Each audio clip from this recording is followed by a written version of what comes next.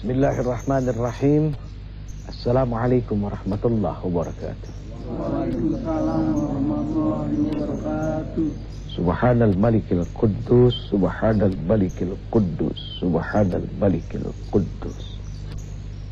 Subhanatil mulki wal malakut, subhanatil izzati wal azamati wal haibati wal qudrati wal sultan, wal kamal wal jamal wal jalal, wal kibriyai wal jabarut, wala yamutu wala yafutu abada. Subuhun quddusur rabbuna wa rabbul malaikati war ruh. Semua subhanallah walhamdulillah wa la ilaha illallah wa la ilaha illallah wa la ilaha illallah huwallahu akbar. Allahumma salli wa sallim wa barik wa karrim ala sayyidina wa habibina wa syafi'ina wa qurrati a'yunina wa maulana Muhammad wa ala alihi wa ashabihi ajma'in, amma ba'd. Hadirin yang dimuliakan Allah Subhanahu wa ta'ala. Ini ngomong-ngomong, boleh ngomong jujur nggak nih? Hah? Yakin? Nggak bakal sakit hati? Hah? Biasanya kalau orang ngomong jujur suka sakit hati. Udah terbiasa sakit hati. Emang itu sering disakitin? Ya udah. Ini mohon maaf nih ya. Kalau lihat wajah-wajah seperti ini, aduh, mohon maaf. Ini wajah-wajah calon penghuni surga. Amin. Sakit hati nggak? Tapi maaf, itu belum pasti. Karena yang punya surga Allah, bukan uje. Iya kan? Dan yang punya pasti juga adalah Allah, bukan uje. Karena yang ngomong uje jadi belum pasti. Tapi dengan usaha, insya Allah surga itu akan jadi milik kita. Pengen surga apa neraka? Udah tahu belum surga kayak apa? Bayangan doang. Bayangan, gimana bayangannya? Katanya indah. Katanya indah. Kayak apa indahnya? Segala yang kita mau pasti ada. Wah, hebat ya. Surga itu digambarkan dalam Quran, malam ainun ra'at wala udhunun sami'at. Artinya mata ini apa ya, belum pernah bisa melihat tampak indahnya seperti apa. Telinga juga belum. Mau tahu luasnya surga berapa? 77 kali lipat apa 70 kali lipat daripada langit dan bumi untuk satu orang. Oh, buat satu orang. Ya Allah ya Karim, buat satu orang, coba bayangin. Padahal kita di dunia berebutan mulu sama tanah sepengki. Iya, orang pada berantem gara-gara tanah yang sebetulnya tidak ada nilainya, gitu kan? Nah, perbedaan antara dunia dan akhirat itu, apa kata Rasul? Seperti seseorang yang pergi ke pinggir lautan, kemudian dia memasukkan jarinya ke dalam lautan, diangkat jarinya, kemudian meneteslah air. Nah, tetesan air itulah dunia. Di mana akhiratnya? Laut yang tertinggal yang begitu sangat luas. Jadi masuk akal kalau seandainya 70 kali lipat luas langit dan bumi untuk satu orang. Karena dunia itu cuma sebagai tetesan air saja, atau seperti satu butir pasir yang dilemparkan ke dalam lautan. Tapi anehnya, kenapa kok manusia berebutan sama yang sedikit? Akhirat yang begitu sangat luasnya gak ada yang mau rebutin. Kenapa begitu? Karena ada ketidakyakinan kepada Allah Subhanahu wa ta'ala. Coba kalau dia yakin, dia gak terlalu pusing. Susah itu ada gak di dunia? Ada, yakin. Senang itu ada gak di dunia? Susah senang itu kata orang, bukan kata kita. Nih kita ngomongin soal senang ya. Soal senang, soal bahagia. Suatu hari Uje ketemu sama tukang bahan. Ngobrol sama tukang bahan. Wah, kayaknya ente senang banget nih hidup. Udah punya toko 7. Dulu 1, sekarang 7. Dia bilang apa? Ah, boro-boro seneng, Je. Padahal menurut kita harusnya dia senang karena yang tadinya tokonya 1 sekarang sudah jadi 7. Tapi dia bilang apa? Boro-boro seneng, Je. Sekarang jarang ketemu sama anak sama bini. Mendingan dulu toko 1. No, yang enak mana?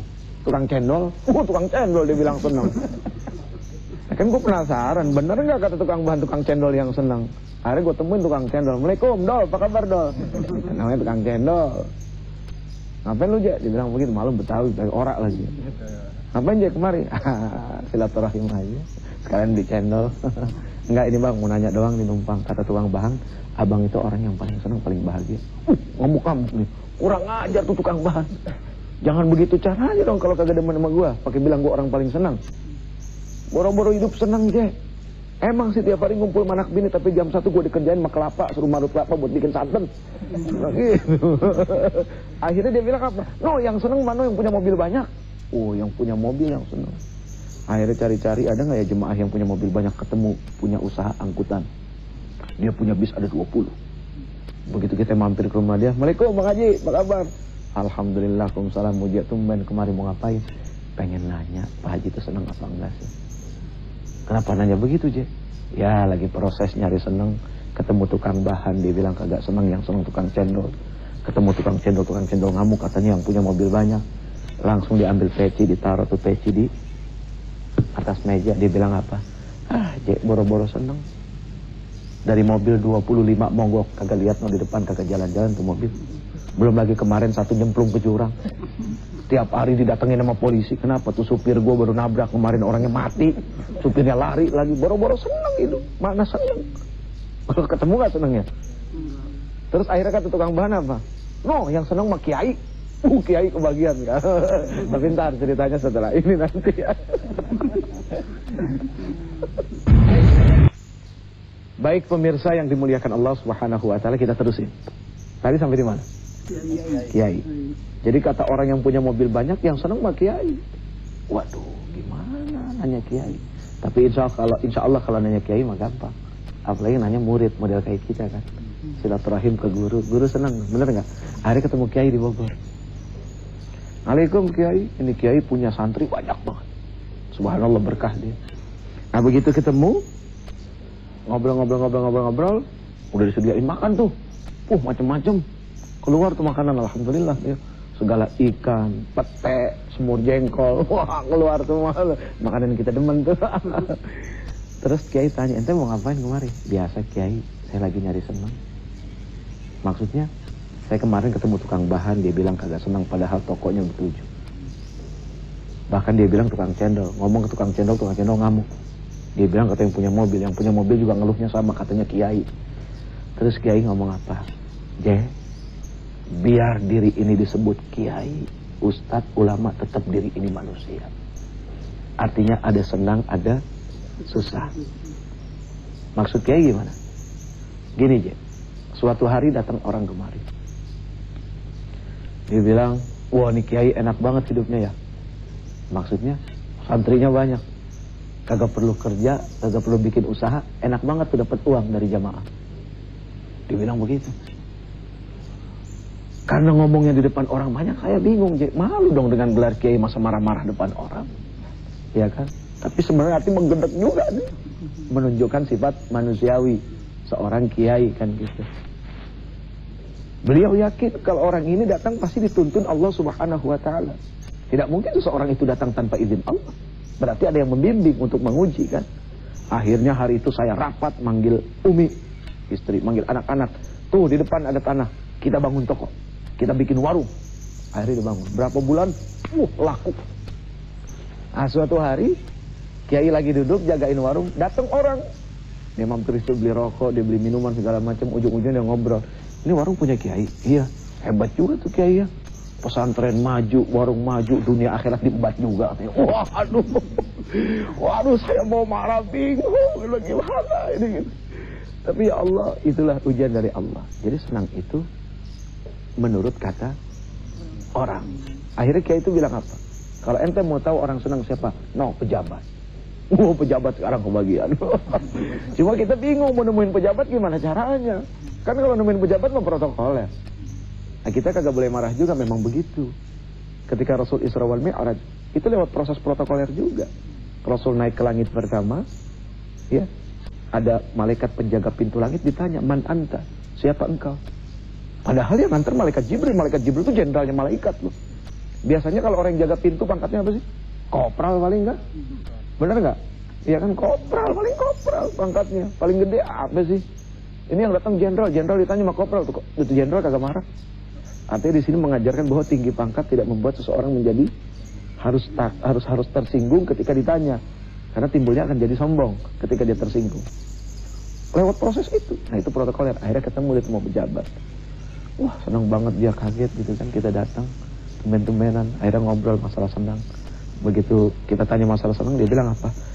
Sambil dilempar peci, boro-boro senang uje jadi pejabat zaman sekarang. Pusing setiap hari diintip sama KPK melulu. Pusing. Akhirnya kita punya jawaban, ternyata senang itu tidak ada di dunia.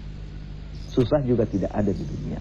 Yang ada adalah dunia itu adalah tempat kita berupaya untuk mencari kesenangan di akhirat supaya kita tidak susah selama-lamanya di akhirat. Kalau kita senang di dunia ada batas waktu. Berapa ente umur? 23 tahun. Ente tahu nggak sisanya berapa? Nggak ada yang tahu. Mulai kapan ente ngerasa susah? Kurang tahu. Dia nggak tahu, padahal dia yang susah, dia nggak tahu. Orang itu kan merasa susah ketika dia mulai ada kesusahan, kan begitu. Ketika tidak susah, ya tidak susah. Senang juga sama seperti itu. Menurut kita tukang beca kayaknya susah hidupnya. Tapi ketika dia menikmati hidup itu apa adanya, apa ada kesusahan? Tidak ada. Orang merasa susah ketika hidupnya pengen seperti hidup orang lain. Tuh, baru dia akan merasa susah. Karena dia pengen hidupnya seperti orang lain. Seorang kameramen akan kepusingan kepalanya begitu dia kepengen jadi produser. Ya itu. ya pusing malah dia mikirin itu. Tapi ketika dia menikmati dengan kameranya, dia tidak akan pusing. Gitu kan? Bahkan mereka dengan malaikat sama. Wa inna alaikum lahafizin kiraman katibin. Dan Allah menjadikan mereka yang senantiasa mengawasi kita dan mereka tahu apa yang kita lakukan. Tuh kameramen tuh. Allah juga punya kameramen, Raqib dan Atid. Jadi wah berbanggalah yang jadi kameramen. Ini subhanallah ya, maha suci Allah. Jadi senang susah itu ketika kita ingin menjadi orang lain. Tapi ketika kita berusaha menjadi diri kita, apa adanya diri kita, susah itu tidak akan ada. Tidak ada. Susah di dunia sementara sepanjang umur. Senang juga begitu, ada batasnya. Tapi begitu di akhirat, susah seumur-umur. Dan begitu senang juga senang seumur-umur. Gimana? Ya, silakan. Waalaikumsalam warahmatullahi wabarakatuh. Senang itu menurut Al-Quran gimana Pak Ustaz? Senang menurut Al-Quran. Al-Quran. Baik, tadi sebetulnya udah disinggung ya. Ketika kita berusaha menjadi diri sendiri, maka itulah jawaban kesenangan yang baik menurut Al-Quran. Tapi Al-Quran memberikan satu penjelasan lewat Rasul Sallallahu Alaihi Wasallam adalah apa? Kalau kita bersyukur dengan apa yang telah Allah Subhanahu Wa Taala berikan, maka ini akan menimbulkan kesenangan yang berdampak kepada ketenangan. Nah, kalau kita bersabar dengan apa yang telah Allah takdirkan kepada kita, maka ini akan menimbulkan ketenangan yang berdampak kepada kesenangan. Jadi ada orang senang belum tentu tenang. Nah, sekarang bagaimana senang dan tenang itu kita dapatkan? Ya itu tadi. Ya Allah, dunia cuma sebentar, mampir. Dunia itu dengan terminal gak ada bedanya. Ente mau tidur di terminal selama-lamanya? Gak ada yang mau tidur di terminal. Terminal tempat transit, dunia ini tempat transit, bukan tujuan kita. Cuma orang demennya pada main-main melulu. Ente disuruh mama ente nih disuruh belanja, ya kan? Ente demennya langsung belanja, apa ente muter-muter dulu jalan-jalan? Langsung belanja dong seharusnya ya. Begitu juga kita diperintahkan oleh Allah bahwa tujuan kita adalah akhirat. Tapi kita senangnya main-main melulu di dunia. Ngerti gak? Ya udah, ntar dulu dah ini dulu.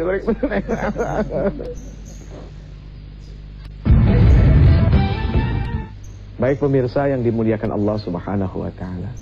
Ini memang luar biasa ya kalau kita bicara senang. Ya Allah, Nggak ada manusia yang pengen susah. Semua pengen senang. Kenapa? Karena manusia itu lebih terlatih untuk siap menerima yang baik-baik. Yang buruk-buruk mereka nggak siap menerima. Makanya akhirnya timbulnya susah. Bener nggak? Pokoknya prinsipnya gini deh. Hidup yang apa adanya itu sama seperti kepala dan leher. Kenapa kita nggak mau belajar sama kepala sama leher kita?